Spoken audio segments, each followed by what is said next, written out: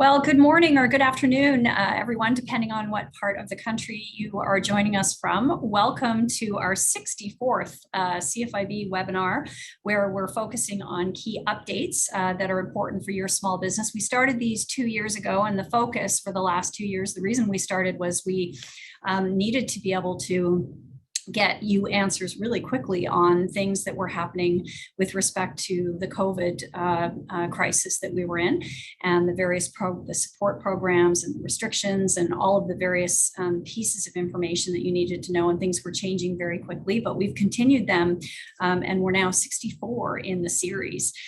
So I want to get right to some introductions.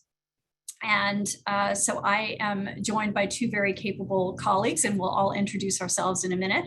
But while we are doing that, please feel free to put in two things I'm going to do. One, I'm going to get Alexa to put up a poll, because it's always nice to know. I know we have tons of regulars on these webinars, but we're really curious about how many new people we have. So let us know if you're a regular or brand new on the poll, and then feel free to put in the chat function what part of the country you are joining us from today. I typically join from Vancouver.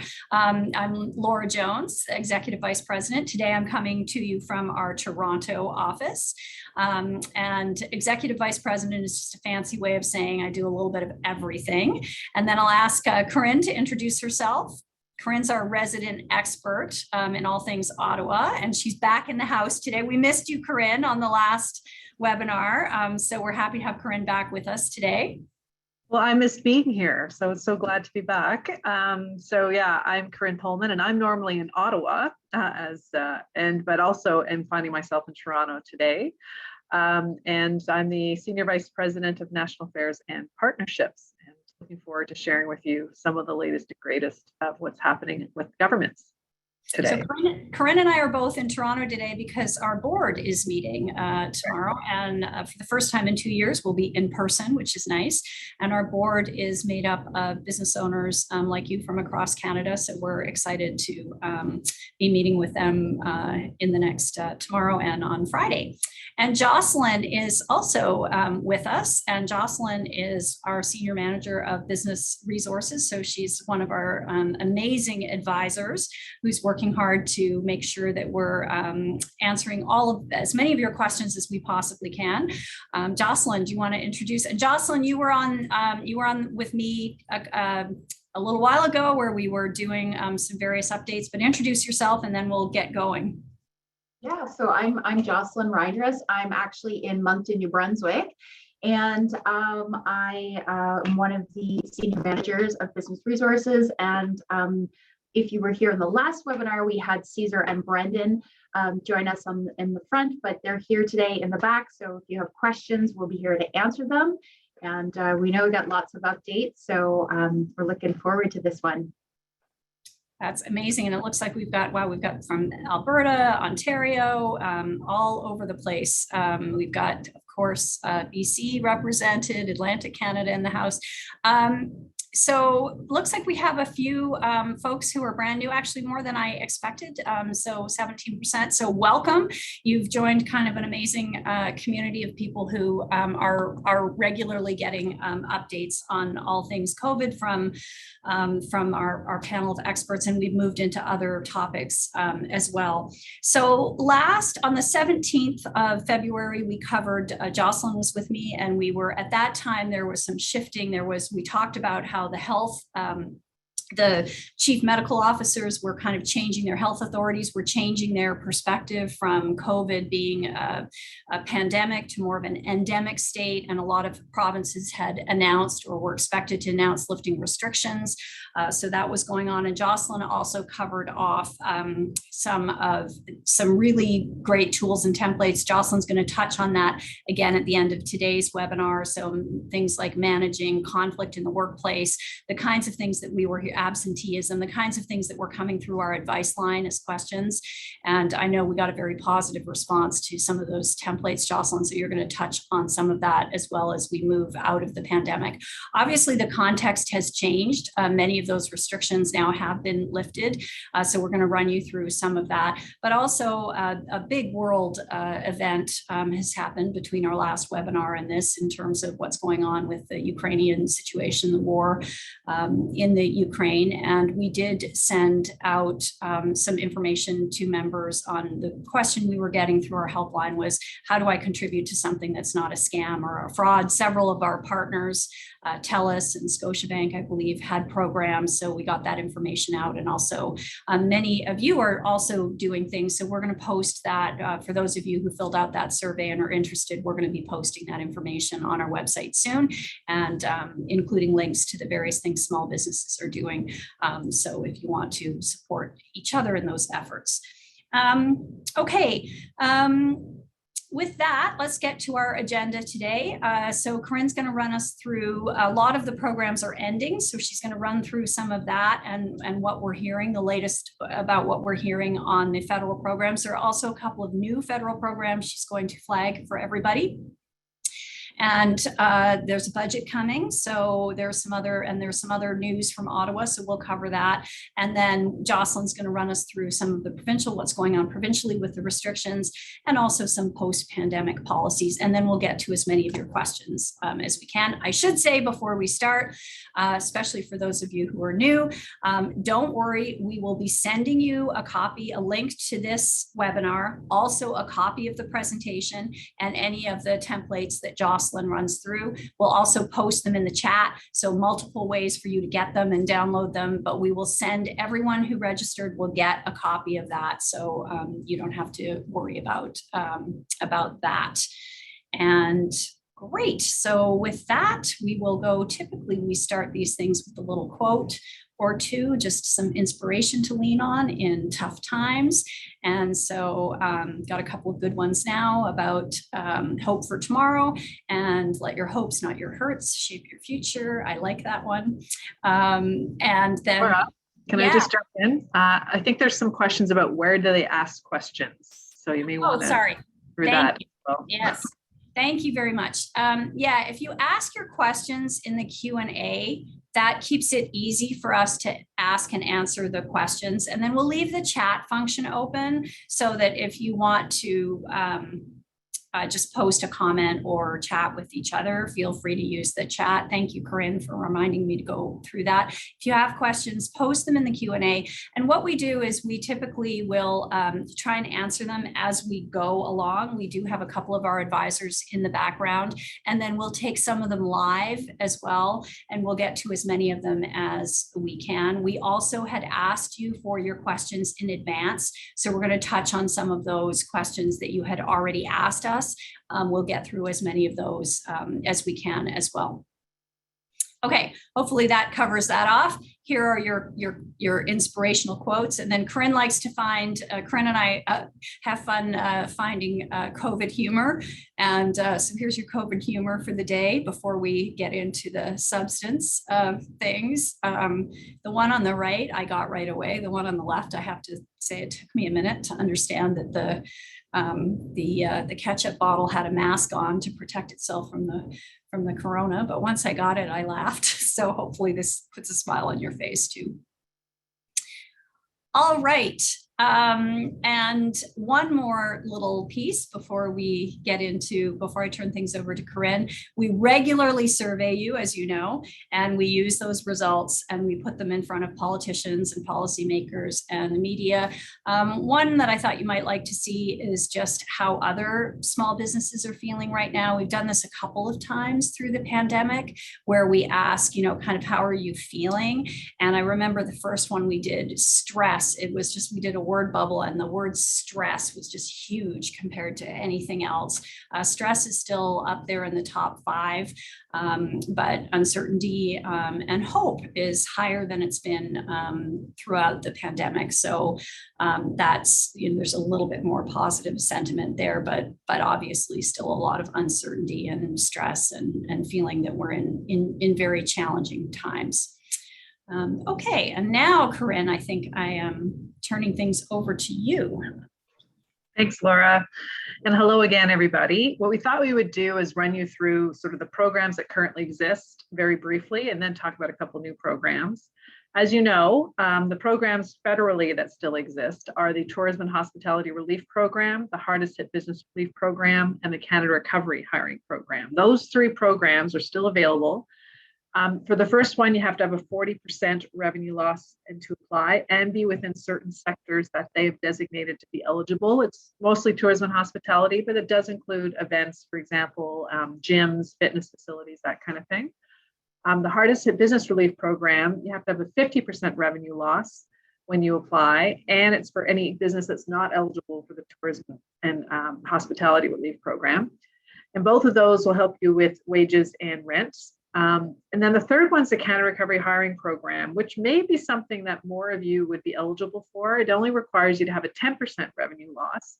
But what it does is it helps you in hiring and increasing your payroll since last year. So if you have increased your payroll compared to, I think it's around the March-April period of 2021, for each period that you apply, if your payroll is higher than it was in that sort of base period of March-April 2021, you can get basically the incremental amount you paid, a certain amount of that back is as a subsidy if your revenue losses are no more, are at least 10%.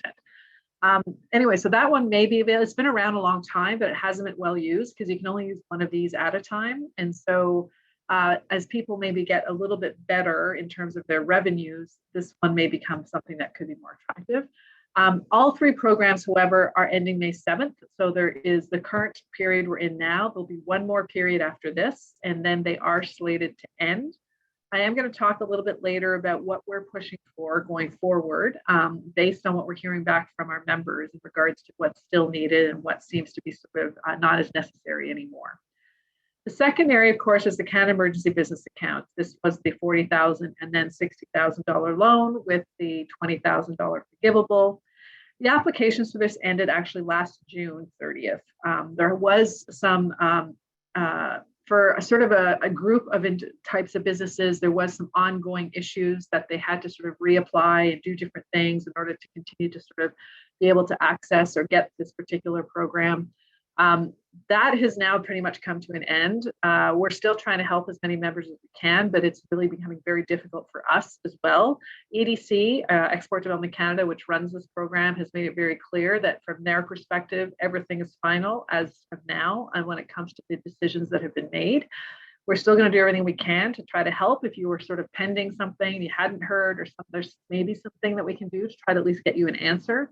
But it's almost going to be very difficult now going forward to do anything new in this program. The other thing that we've been told confidentially at this point is they are going to be moving towards collections. There's probably about, you have to remember, this was a program that had over 800,000, I think it was closer to 870 or 880,000 businesses that were accessing it. And the small proportion, about 5%, they have now determined we're probably not eligible in the first place. So there may be some collections starting to happen through the banks in the next month or two. So it shouldn't have an impact on the vast majority of our members. But of course, if there is somebody in there that feels legitimately that they should have received it and they're now getting a call potentially from the banks, then you're going to have to pay it back. Let us know if you really think that there's some unfairness issue here, and we'll do what we can to try to help you through that process if that is the case for you. But for most of you, it should be not an issue at all. Yeah, Corinne, I was going to say that we're most successful in advocating in those kinds of situations if there's a clear and gross kind of unfairness happening, and we definitely will. If that's the case, we will go to bat. We can do that and have successfully done that. But they're tricky. They're really, really tricky cases, and so. Yeah. Hopefully you won't need that assistance, but the helpline is always at a minimum a sympathetic ear, and sometimes there's more that we can do. Yeah. All right, so that's the ones that are winding down. There are a couple of new programs. We go to the next slide that were announced. The first is the Canada Digital Adoption Program, and I did note that there was, I think, one or two questions that came in advance about this. So let me just talk a little bit about it. So there's two streams to this program. There's one that's called Grow Your Business Online. It will provide up to $2,400, what they call a micro grant, so that you can adopt digital technologies. This could be, as you can see on the right-hand side, it could be to create a digital plan, to install an e-commerce platform, social media advertising. It could be a number of different things. They will also give you access to e-commerce advisors to help you set this all up. This is, if you're interested in this, you have to be a consumer-facing business. You have to have at least one employee. You have to commit, though, to maintaining a digital adoption strategy for 6 months after you complete the program. So there's a program you have to go to where they give you some sort of tools and tricks, create the digital plan, and then you must stick to it for at least 6 months. And you have to agree to do surveys for the government and share that information with government. So there is a bit of an assessment tool. You can take a look and see what if it would work for you or not, but that's one of the streams that you could possibly apply for. The second stream on the next slide is called the Boost Your Business Technology. So this is really for people who want to go even further and have more than sort of a basic digital plan. And this gives grants up to $15,000, which can cover up to 90% of hiring somebody, sort of a consultant or a digital advisor to help you develop a digital adoption plan. Also, they have a loan system at 0% that allows you to get up to $50,000 for business revenues that are between $500,000 and $5 million, and up to $100,000 for anybody who has business revenues over $5 million for BDC. And that's actually to purchase new technology, right? So if you want to sort of build a whole new systems within your company, there is a potentially a loan, no interest loan that is available to you. This particular program is also the one that can provide you with a post-secondary or recent graduate subsidized work placement. That's worth up to $7,300 to help you implement that plan. So it's a bit more comprehensive. It's for people that are really interested in going much broader in what it is that they want to do. So it's something that you may want to take a look at as well if you're really serious about digitizing your business. For that one, you just need to be incorporated, or you can still be a sole proprietor, be for profit, have between 1 and 499 employees. The one criteria here, though, is that you have to have at least 500,000 of annual revenues within one of the past 3 years for it to qualify.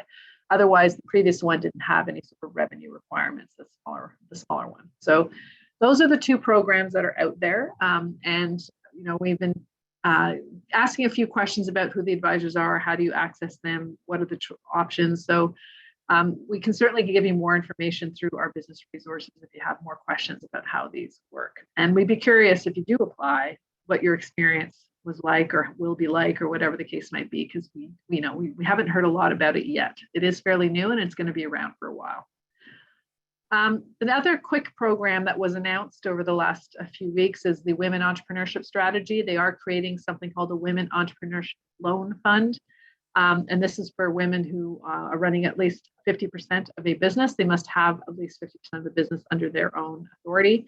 And they can apply for microloans of up to $50,000 to start or grow a business.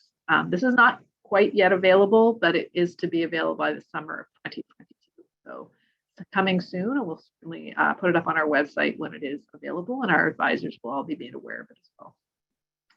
All right, so moving from sort of new programs to what's actually happening and what are sort of occupying our time outside of the COVID area, of course, is carbon tax.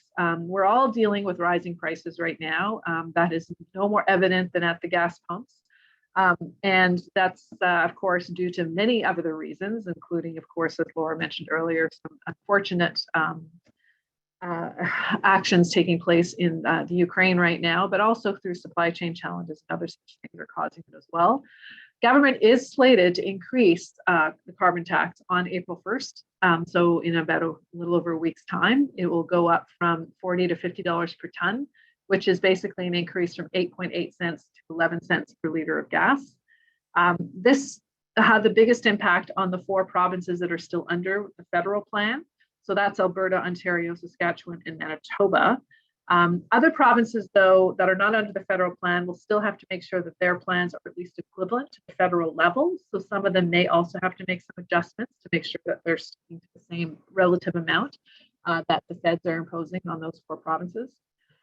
So that's what's coming. We did put out a release last week saying we don't know that the timing of this is the best right now, given how high prices are already, how businesses are already struggling with rising prices. Is there a possibility we could freeze these for the moment? Just because the cost of doing business is probably the biggest issue we're hearing right now from our members. And the last thing we want governments to do is to add to those costs of doing business. So we're asking them to basically delay the increase at this point in time until we get to a place where things are a little more stable in the economy. And given the price of gas is already so high, and it's already a big deterrent for a lot of folks looking to have to use energy in order to run their businesses, we're not sure the timing is right on this one. So that's been our sort of reaction and push on this particular issue at the moment, but it is coming. All we can do is sort of make sure government knows that this should not be an easy decision, but they do seem determined to move forward with it regardless. We are aware that some provincial governments are doing the same. They are also asking the federal government to delay this at the moment. So it is something that we're trying to add pressure as much as possible to sort of alleviate a little bit of those costs for now. The next issue I wanted to share with you is something I have talked about a while back, but we have more information on now. There was a credit card class action lawsuit that had been going on since I think around 2010 or 2011. It's been going on for over a decade. That lawsuit was actually settled finally in October of 2021. So obviously the folks that were implicated in the lawsuit were Visa and MasterCard, as well as all the major banks in Canada that issue credit cards.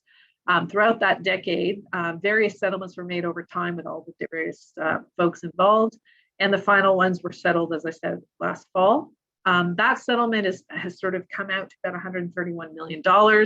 That money is to be dispersed to claimants, which are actually any Canadian merchant who accepted credit cards since 2001 will be eligible to get a little part of that $131 million. That is going to likely start becoming available in May. So that's important and something that we'll be very active in making sure that if you're a merchant and we're accepting credit cards sometime between 2001 and today, will be able to access some of those funds. The settlement did a second thing, though. It also, as part of the settlement, Visa and MasterCard gave money, but they also agreed to change their rules, which don't allow merchants to surcharge, meaning they can't add an extra fee to clients or customers who use credit cards when they're paying. That will change. This is something that they have said that they will give up that particular rule starting October 6th. However, businesses that are interested in surcharging will actually have to register with Visa and MasterCard, as well as let the processor know that they're planning to do that 30 days in advance of actually starting to surcharge. So they are going to be opening up these sort of registration portals starting September 6th. So that's sort of the new information. We're not expecting a lot of people are going to take on this particular issue or decide to surcharge. I know it's a difficult decision to make, but there are different ways that you can surcharge. You can either surcharge on the credit card, so all Visa cards you charge this much, or you can surcharge just on certain credit cards in the Visa family if you know which ones are more expensive, for example. And yes. I just wanted to add a little bit of color commentary here, because this is something that you actually have been, not through this lawsuit, but we've done a ton of work on credit card fairness and when the rates were increasing and having fairer contracts and the credit card code of conduct. But surcharging is something we've been talking about for a while, because it is more expensive for members to accept credit cards than it is, and especially some of those fancier ones with the bells and whistles. So I think this is an interesting development. But could you also comment on what was the lawsuit about? It was essentially that credit card companies and banks were overcharging merchants when it came to credit cards. You may or may not realize, but credit card rates have actually been coming down since about 2015. Again, based on CFIB lobbying, we have been lobbying hard and working with the government to force the credit card industry to look at lowering their rates. They started doing that in 2015 to an average of 1.5. In 2020, they lowered it further to an average of 1.4. And in fact, we're ongoing asking for further reductions and are hoping maybe, fingers crossed, to see something in this budget that will see another further reduction. So all of that sort of, I think is a result of the fact there's a lot more pressure on the industry to make rates more reasonable. And that's certainly been part of why the class action lawsuit was set up in the first place. And it's Jocelyn, you might be wanting to comment on this too, but just a quick aside, it's a great example of the great partnership that we have with members, where the members phone the helpline. That's how we first were alerted to this issue. And then Corinne, you and the team and Dan and others got involved in really advocating for this. Yeah. Jocelyn, did you want to add something? First, I actually have a question. So the question was about the, do you know that if the class action settlement includes credit charges that were posted in US dollars, like from US transactions? I don't know that for a fact. However, because it's 131 million, and that 131 million has to be dispersed among merchants of all sizes across Canada. It's not just a small business merchant.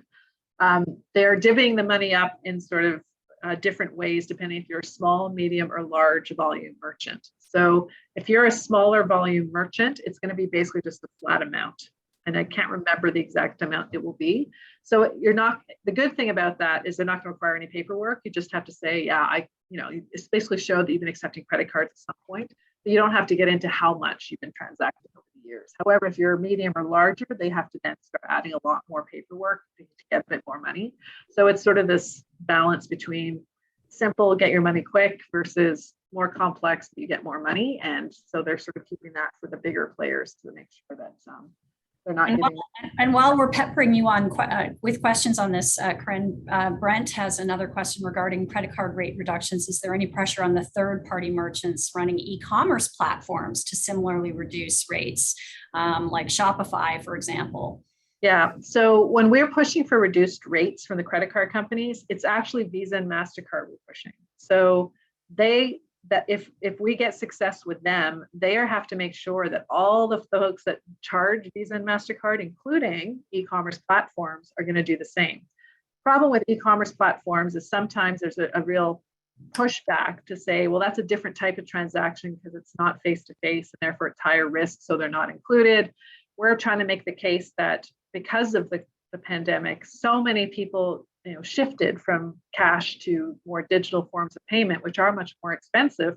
And we need to incorporate that into the thinking around pricing now, because that has become such a much bigger proportion of the amounts you pay. So while credit card rates actually haven't gone up in a couple of years, you probably feel like you're paying a lot more because the types of transactions have changed that you're accepting, right? And those types of transactions on the digital stage are more expensive than the face-to-face ones. So we're pushing hard to make sure that all of this is sort of thought through when we start pushing for rates to go down. So I got to tell you, the credit card industry is super complex. It's done that intentionally so that you are completely, sideswiped different ways from different terms and different ways of doing things. And I think it's kind of happy in being a little opaque as a result, that you don't really know what you're paying. And that's been our point and what we've been trying to fix for the last 10 years and continue to try to fix, to bring fairness and transparency into this particular industry. Yeah, and you've done you continue to, but keep raising your issues with us like that, because this is often how we work, right? We hear it first through the advocacy line or through our sales people who walk through the doors and often do the personal visit or the personal renewal. We start hearing what's going on, and then we get right on it. So it's a good partnership that way. So on this one, we'll be sending a lot more information. So watch your emails, your e-news, the social media. As soon as we have actual dates of when things are going to start and how it's going to work, we'll be pushing that out to small business owners and our members as broadly and widely as possible. So more to come. Okay, next one. So the next one thing I wanted to touch upon is the federal budget. So we are hearing rumors, nothing confirmed, that it's going to be the first week of April. So that is still to be determined. We have been doing a huge amount of work on this over the course of the last, I'd say, 2 months. where we've been trying to get our CFIB message out about small businesses and the importance of focusing on small business in this budget as broadly and widely as possible. We've met with dozens and dozens of ministers and bureaucrats and all kinds of submissions and letters and press releases and all the rest of it. Because this is really going to be the economic recovery type of budget. And we want to make sure that they are not just thinking about all the spending they're going to do. And of course, we'll have to sort of wait and see as the latest sort of alignment between the two parties, the Liberals and the NDP, to stay in power, but also making sure that they don't forget that small businesses are still an important group that they need to continue to focus on as well in order to help our economy grow. So what are we doing? Well, we're asking them a bunch of things in 4 different categories. First, we're asking them to ensure the cost of business does not increase. And that goes to carbon tax being one of the examples of that. But there was an increase in CPP earlier this year. There are increases in certain excise taxes still coming. And we just think that this is not the time to be increasing the cost of doing business. There's too many other things out there between supply chain challenges, inflation, and other rising prices that businesses have to figure out how to manage while their revenues are down for many of them. So let's not have government add on to that mix. And reducing red tape is a big piece of this as well. Second category is around prioritizing policies to help deal with the shortage of labor. This is the next really big issue a lot of businesses are facing as well. We have a number of ideas around that, including issues around looking at the immigration system and the temporary foreign worker program, looking at automation and what can be done to help businesses with the costs associated with automation, which is seen to be one of the areas that is quite successful. Investments in training is another one, finding the right people with the right skills. So there's a bunch of things there we'll be watching. We're also, like everybody else, worried about the amount of government spending and deficits that have been accumulated over the course of the pandemic. Of course, these things had to be done in order for us to sort of get to the other side. If we, hopefully we're on the other side and we're moving into a new direction, governments need to think about a plan. I mean, we don't expect the deficit to disappear overnight, but we need to have a plan about how that's going to eventually get back to more of a balanced spending going forward. Finally, we do believe that COVID-19 is maybe behind us to a certain degree. Its impacts have not completely disappeared. So we want to make sure that all measures related to COVID-19 and other policies that support small business really help them on their path to recovery. And on the next slide, just a few things we're thinking about. First is extending the Canada Recovery Hiring Program. I talked about that earlier. That's the one that is also slated to end May 7th. That really is there to help with the incremental costs of hiring, which is really what's happening right now. And so we feel like this is one that could potentially have a little bit more legs. So we're suggesting it be extended till September 2022. We also know the biggest issue coming out of COVID is debt. And a lot of you have accumulated significant amounts of debt.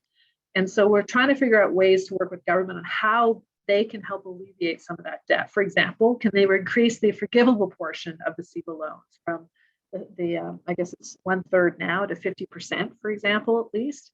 Maybe extending the repayment deadline. Just a reminder, it was extended already. It was supposed to be by the end of this year you had to pay it back to get your forgivable portion. That has now been extended to the end of 2023. So there is an extra year now. So there is no problem till the end of 2023 that you don't have to pay it back. We're suggesting we may even need a little bit longer for those really hard hit businesses. So some more flexibility on that. Also, newer businesses are still been shut out. So what are we going to do to help those folks with their debt loads as well? And then the other areas that you see there are all things that we think can be done by governments that are not necessarily about helping businesses directly, but indirectly. How do you encourage Canadians to go back to shops, to travel, to events? How do we get rid of certain other mandates? The federal government, of course, has its travel mandates. They did just eliminate the requirement to get a COVID-19 test to come back into Canada as of April 1st. That's one good step forward. But there are still other vaccine mandates still in place federally, and to get on a plane or cross the border. We just want to understand what is the plan to eventually phase those out as well, as we've seen many provinces have done. And finally, there are a lot of downtown cores that rely on government workers, and that includes, not just the city of Ottawa, but other cities across the country with federal employees. And what is the plan to sort of encourage some of those folks to go back so that our downtown businesses that rely on them can maybe also get a bit of a help and surge in their businesses as well. we've got a petition around all of these. So if this is something that you would agree with, we encourage you to sign our petition, which has a link there. And so I think that's the last of the latest news from Ottawa. I'm going to go one more slide here. Yes, and now we're going into the restrictions, which I think. Yeah, I think we're going to transition into the restrictions, and I'll ask Jocelyn to help me out with this. On the last webinar, of course, we were, there was a pile of things that were starting to change, and now many of those restrictions that we talked about that were still in place have been lifted. There's still some masking required on public transit. PEI has some rules in place, so we won't walk you through absolutely every detail of every province, but this gives you kind of an overview of across Canada. Jocelyn, I don't know if there's anything I know you wanted to address the question that got a number of upvotes on it with respect to if there's no longer a requirement to have a mask coming from the health authority, but can you still do that, and how do you manage that? And I know you guys have been taking a lot of calls on this. So with that question I posed to you, I will turn it over to you, and I'll be back shortly. Yeah, thank you. So we were asked if there's any specific legal risks to continue to require masking at your business, even though it's not mandated.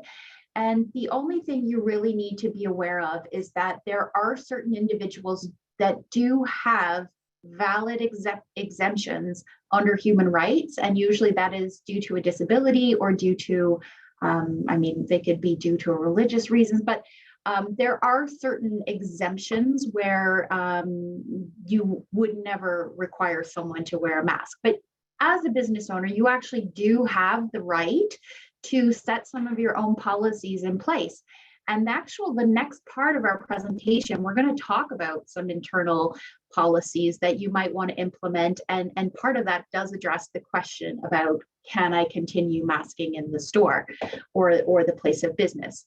So with that said, we're going to go over to our next slide, and we're going to start talking about some of the post-pandemic policies that our business advisors think that you need right now. So if we're all being honest, before COVID, we could admit that, we're a society that we came to work sick. Colds and flus weren't such a big deal. But now that we've gone through COVID, it actually leaves us with some serious considerations as to what we want to change in our businesses. And today I'm going to actually share with you the top 4 templates that business advisors think that members might need in the post-pandemic world. And these policies are great to support you because you can establish clear and consistent communication with your employees on your expectations. I'm going to recommend a few that will help as you shift away from the pandemic stage and consider the new endemic stage of COVID-19. So as I mentioned, as a business, you always have had the right to dictate your own policies, as long as they don't overstep any legislation, which would include things like employment standards and human rights. It's a good time right now to actually think about some of your policies. And actually, there could be some positive takeaways that came through because of the pandemic. Maybe we want to keep the masks for a while. Maybe we want to keep the plexiglass. Maybe we don't want employees to come in with sore throats and coughs anymore. And then another consideration is maybe we just want everyone to know what to do if we ask them to work from home. So all of these policies that I'm going to mention today are downloadable in our member portal. But a reminder that we are going to share copies of each of these policies when we send you a copy of the slide deck and a recording of the webinar. That usually will come out sometime tomorrow. The first policy that I'm going to actually bring to your attention is one you may have heard of before, but it is called the Communicable Disease Prevention Plan. So this particular policy is a fantastic tool that actually does a great job in outlining the processes and the procedures that workers are expected to follow surrounding the prevention and management of any communicable disease. Of course, COVID-19, something maybe like H1N1, but really even the seasonal flu, because it talks about what kinds of things that your business will do to take to protect everyone's safety. It talks to things like management responsibilities, cleaning procedures, social distancing, self-screening, and when to stay home. Now, I'm not sure, do we have any of these policies queued up that I can show you an example? Yes, okay. So you can see this is what one of our policies look like. We give them to you in a Word document format, with the first page always being an instruction. If you see anything highlighted in gray, that's where you're actually going to fill in your business information. And if you see anything on a policy that's in blue, that's usually something that is like a tip or a little piece of advice that you can delete.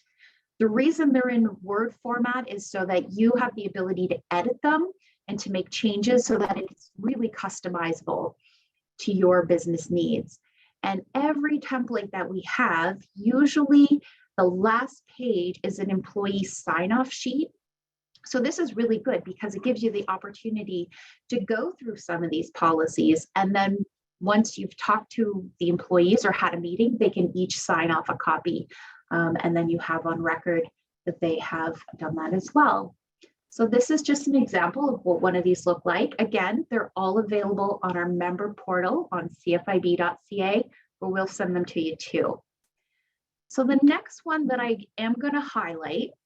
I just wanted to, before you highlight the next one, Jocelyn, I just wanted to let our members know that you often work with, we often work with lawyers in the background or with people in government to make sure that this is going to satisfy their requirements. But then I think the value that we provide is really making the language as approachable as possible and making them as easy for you to use as we possibly can within, sometimes they have to have clunky titles, like this one has a clunky title to satisfy some provincial requirements, but we really do work hard to make them very approachable for you. So I'm not surprised that you're getting great feedback. You and the team are getting some great feedback on this because I know how hard you work to make sure that they're going to work for small business. And we always love your feedback too on them if there is something that's not working.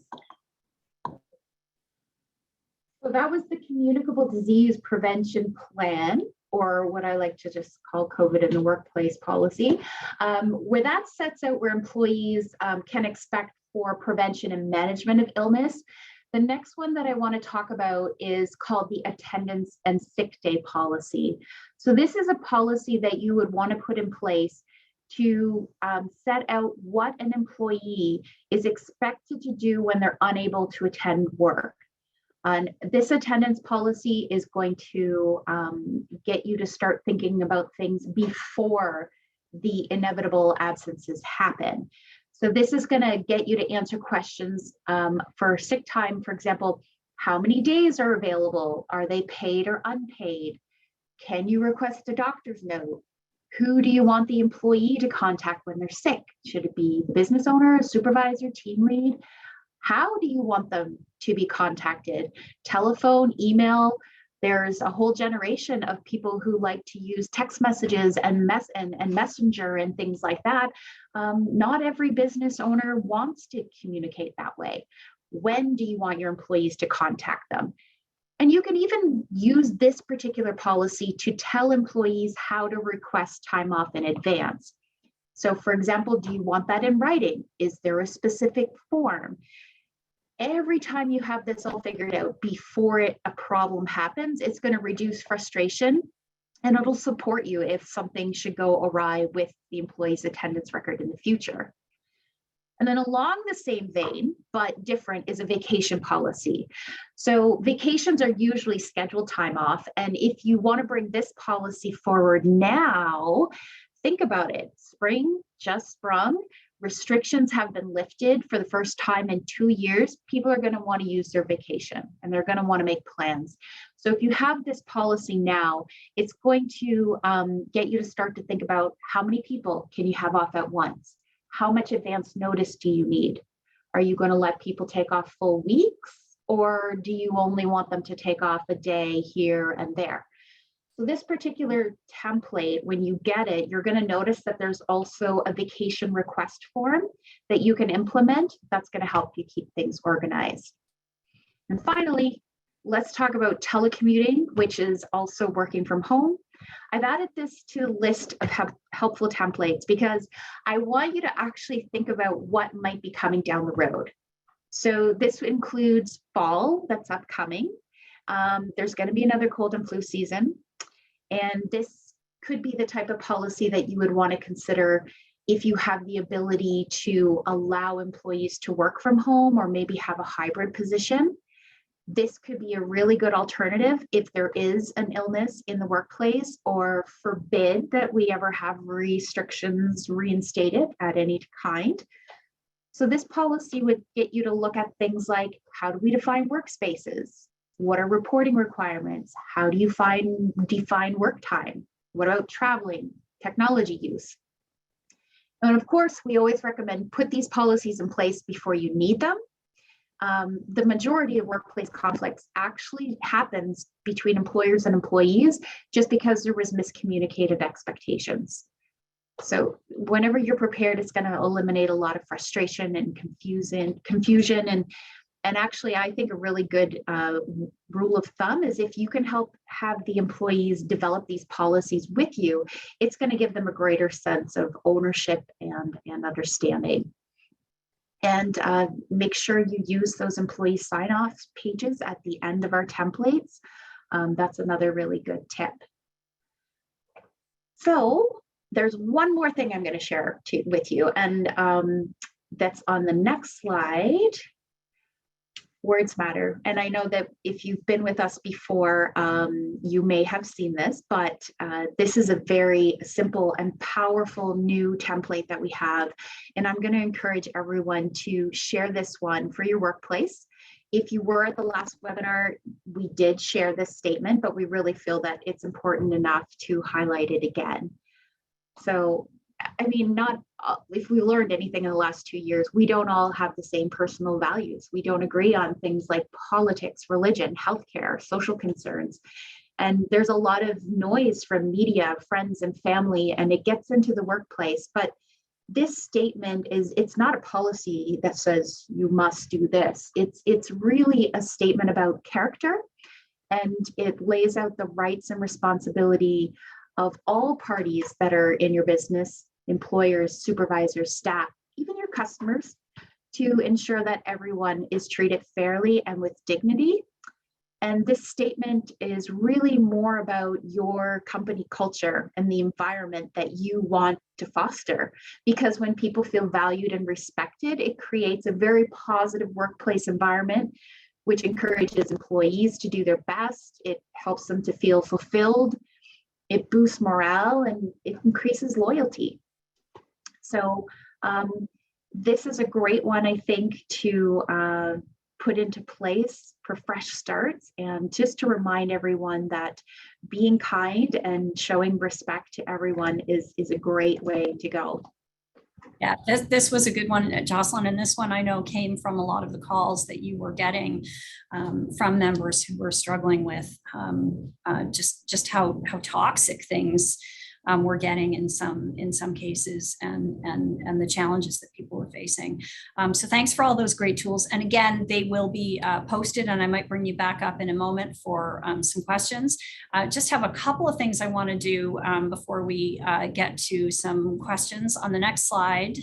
I think I just wanted to alert everyone to some upcoming things we've got going on. So it looks like we have a number of people who have joined these webinars for the first time. I'm not sure whether we have any brand new members on this webinar, but if you are a brand new member, next Wednesday, we have started doing a welcome webinar, which is really kind of just an introduction to CFIB.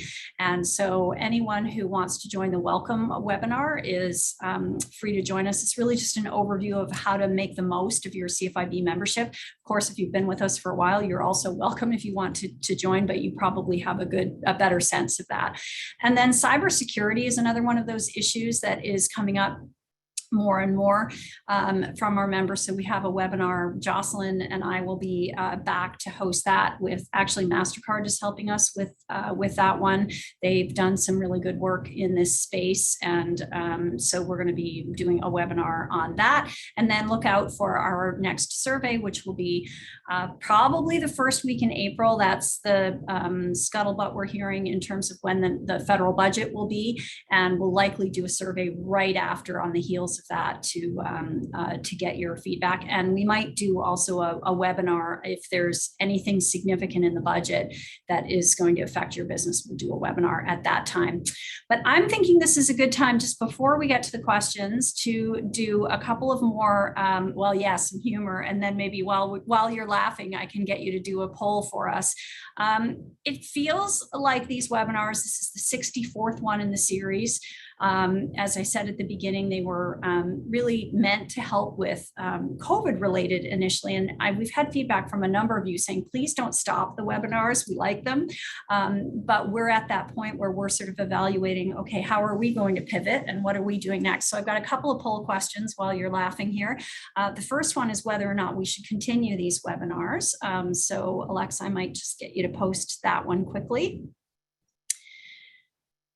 And if you're brand new, you might not know, you haven't been to as many, but this is the general format where we try and give you updates on what's new. And we'd obviously pivot a little bit more away from COVID content to just some of the other kinds of content. Corinne went through some of that today, like the credit card lawsuit.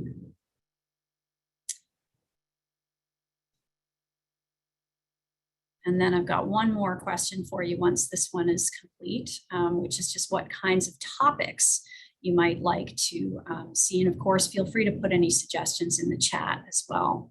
And so, okay, well, wow, that's a pretty ringing endorsement. Thank you so much for that. And that is even once the crisis phase, I guess the question we've had for to each other is once the crisis phase of this is over and there's not as regular updates, will it still make sense? But we're thinking maybe on a monthly basis it will. So thank you for that endorsement of that. And then the next question is just the topics that you'd be most interested in. And so we've done, Jocelyn and I did one more focused on some of the HR issues. We've done one on mental health. There's cybersecurity is coming up, but what kinds of topics would you be interested in? And of course, there's just the general update. And I'm not, oh good, it is multiple choice. So you can, I think you can select as many as you want. But if not, feel free to put your second choices in the chat.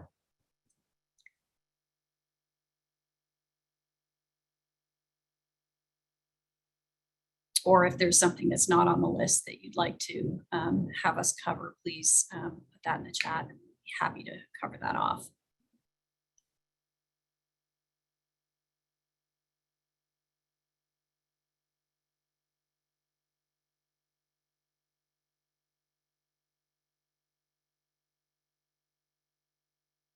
I don't know how many people took up fencing during COVID.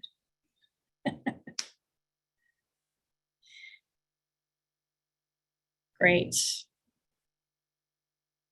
Okay, well, for those 47% of you who put cybersecurity, we're doing more in that space now, and so we've got one webinar, as I mentioned, coming up next week. But it looks like that general update and this kind of format is of appeal to this audience. So we will look at continuing that. So thank you so much for your feedback. That is great. And now let's make sure we're getting to as many of your questions. I see that our team has been very busy answering questions in the background.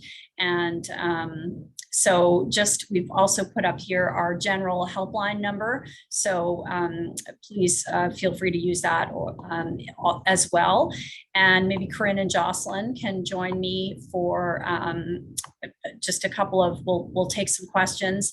Sarmista was just wanting to confirm that the CEBA loan payment is due December 31st, 2023 and not 2022. Corinne, I know you covered that earlier, but other people might have that question. So I thought I'd just let her see your head nodding and It was changed.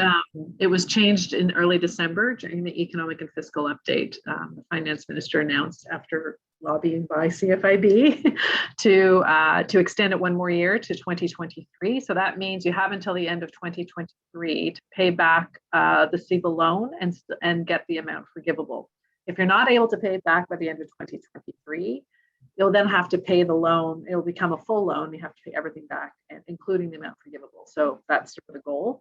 We are, as I mentioned, pushing though for that date to be even broadened further out. So it will really depend on the feedback we receive from business owners over the course of the next year to see if we should.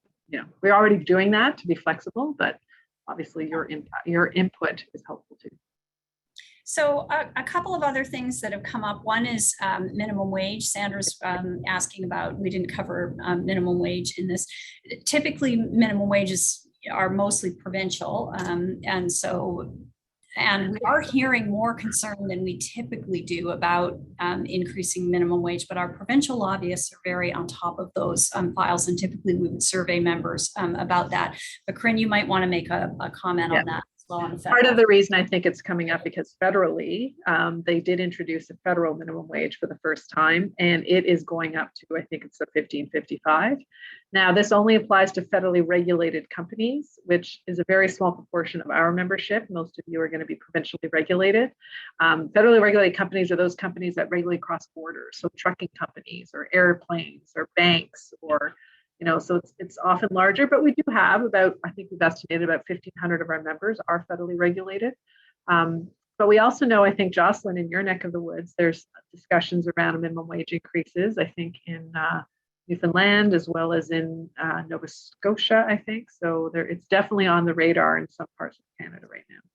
Yeah, we in Atlantic, all of the minimum wages change on April 1st. Usually that's the date, but in New Brunswick, we have one on April 1st this year and October, two really big ones in New Brunswick this year, $1 both times. So that's going to be a big hit for us for sure. Great. One other thing I wanted to make sure that we cover off, and Jocelyn, you might have a comment on this as well, is we're hearing from a number of members, particularly from Ontario, but in other places as well, that their grants have not come through or things have seemed to have fallen through the cracks and they're not sure that's what's going on. And we did touch base with Ryan, who's our Ontario lead lobbyist, about this.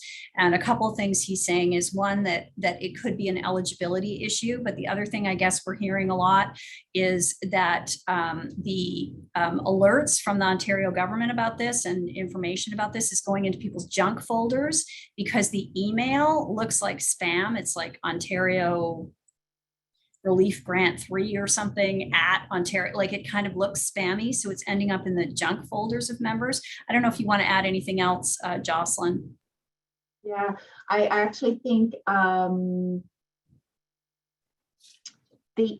there is an email address. It looks like it is Ontario Small Business Relief Grant 1 at ontario.ca, I believe. I mean, and if that's wrong, maybe Caesar pop up, but I'm just kind of scrolling back to the comments. Caesar, you are the Ontario expert. Do you want to share that? Sure, I agree. We are hearing from a lot of business owners that are just not hearing back from the government. So what we're trying to encourage everyone is to check your junk folders. The email appears very funky. It could be like Ontario12345 at ontario.ca. So because of the filters of your email, do check your junk box. I just put in the chat the email address where you want to direct your comments or questions and follow up, which is Ontario Small Business Relief Grant 1 ontario.ca. So you're right, Jocelyn. And of course, we wish to also encourage you to contact them at 1-855-216-3090. I'll put it in the chat as well. At this moment, all grant related questions do need to go directly to the government. So, yeah. I also wanted to mention that we've also heard in some of the preliminary questions before the webinar about delays in some of the federal grant programs, particularly the rent side of the equation. So a few of you asked that question. I just wanted you to know that, yes, we know about this. We've been getting calls from members who have been waiting 30, 40, 50 days to get, for whatever reason, the rent portion of the weight of the subsidy programs at the federal level. We have raised this with CRA. We had a meeting with them yesterday. I was not able to attend that meeting because I was away, but my colleagues were there. And so we're hoping to get some more information as to what's going on and why there's been a delay. The wage subsidy piece seems to be going through, but not the rent. So I just wanted you to be aware that this is not uncommon. We have heard it from a number of people, and we are trying to get to the bottom of it and try to fix it. So please give us a call so we can sort of add you to the list of the people that are still waiting for that particular type of subsidy. Great, thanks. And we're kind of skating close to time now, so I'll wrap us up soon. But I noticed there are a couple of others that some of you have have specific issues that are problems or aren't, like Mazar. I would suggest maybe calling the helpline, because if you've been checking the junk folder and it's been a while, we may be able to intervene in that. And also, Rosemary, your situation looks like it might need a more, Brendan, I see us answering, but that might need more specific intervention. So if you have really specific situational issues, we're happy to try and help you through the advice line. And with that, I'm going to wrap us up. And Laura, before you do, I just wanted to, Russell had a question about a CFIB looking to assist employers with connecting or hiring Ukrainian refugees. And I wanted to just put another shout out. We will be having a bit more information on this very, very soon. We do have one particular member who has been partnering with an organization that we're hoping to connect, either if you want to help hire folks coming from the Ukraine, that they might be able to connect you. So there will be some more information on this coming very shortly on our website. So I wanted to just make that small plug before we go.